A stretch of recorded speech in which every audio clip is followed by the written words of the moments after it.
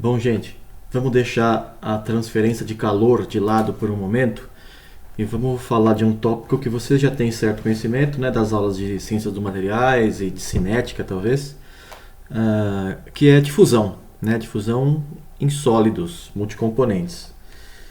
Vamos começar falando de algumas propriedades físicas de ligas metálicas, tá? Vamos focar em ligas metálicas para variar um pouco no curso, né?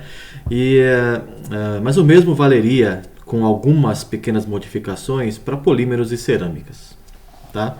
Porque a gente está pensando em difusão atômica, né? Então é mais diretamente aplicável a metais. Difusão em cerâmica e polímeros tem complicadores. Por exemplo, em cerâmicas a gente precisa manter o balanço de cargas, né, sempre neutro. Isso tem uma certa complicação adicional. E em polímeros, né, a gente tem que pensar na difusão das cadeias poliméricas, porque a gente não tem átomos como em átomos, vamos dizer, entre aspas, livres, como em metais, né, é um pouco diferente. Então a difusão lá também é possível de ser tratada, e é tratada por muita gente na literatura, mas é um pouco mais avançada. A difusão para metais é uma coisa mais simples de entender, porque quem caminha pela rede são os átomos em si, né? Os próprios átomos. E vocês viram lá em Ciências dos Materiais, e verão, ou já viram também em Cinética, quais são os mecanismos que isso acontece, né? Por exemplo, troca de posição de dois átomos entre si, ou troca de posição de um átomo com uma lacuna, ou difusão pelo contorno de grão, e assim por diante, né? Não é isso que a gente vai ver nesse curso. A gente está preocupado em entender as leis de Fick, basicamente, né? De onde ela sai, né? O Fick não tirou do chapéu a lei de Fick, ela tem que ter vindo de algum lugar, é o que a gente vai ver nessa aula. É importante a gente definir uma coisa chamada frequência de salto, indicada pela letra grega maiúscula gama, como estou mostrando aqui para vocês, gama maiúsculo, que parece no jogo da forca, né? A frequência de salto é o número de saltos por unidade de tempo que um átomo faz em média. E o salto significa mudar de posição, né? Se um átomo está numa certa posição, ele vai para outra posição, ele fez um salto.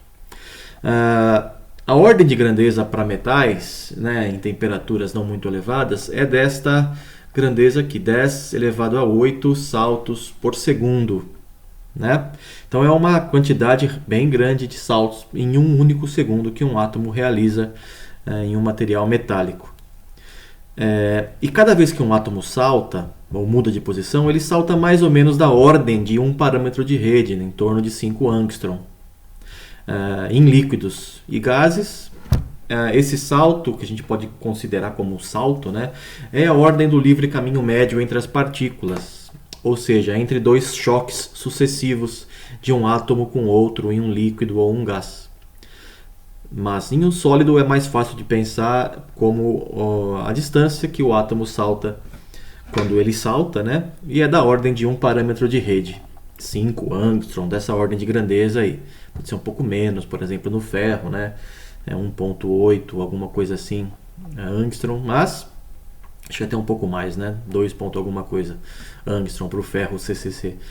Mas enfim, é a ordem de grandeza em torno de 5 angstrom. A pergunta que a gente pode se fazer aqui, né, é uma estimativa tosca. Se os átomos de um sólido caminham sempre na mesma direção e sentido, que distância eles percorreriam em um minuto? Né? Fazendo a hipótese de que cada vez que um átomo salta, ele salta na mesma direção e mesmo sentido. Bom, a velocidade dele, né, é o ΔX sobre ΔT, é o comprimento que ele percorre dividido pelo intervalo de tempo que ele demorou para percorrer esse segmento.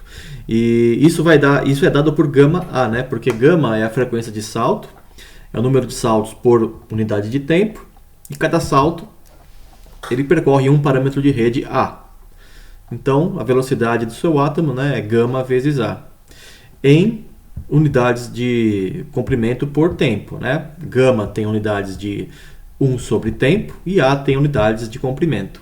Então, gama vezes A é comprimento por tempo, que é uma velocidade. E aí, quando você faz a conta com essas grandezas, né, o ΔX é igual ao gama A, que é a velocidade, vezes ΔT. 10 a 8 é o gama, o A é 5 vezes 10 a menos 10, e eu quero saber em 1 minuto, né, 60 segundos, a gente descobre que o tempo que a distância percorrida pelo átomo seria de 3 metros, né?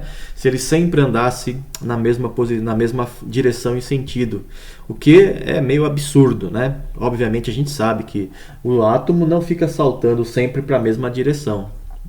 Existe aleatoriedade, como a gente vai ver logo no próximo vídeo. Mas, né, você vê que a velocidade de um átomo é razoável, né? Ele caminharia 3 metros em 1 minuto, 3 metros por minuto. Se ele sempre saltasse na mesma direção e mesmo sentido, né? De um único parâmetro de rede a cada vez que ele salta. Tá? Então os átomos têm uma certa mobilidade realmente em materiais metálicos. Tá?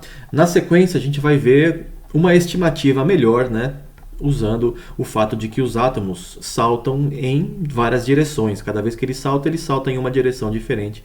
Isso tem consequências. Bom, então até o próximo vídeo a gente continua falando disso. Tchau, tchau e até daqui a pouco.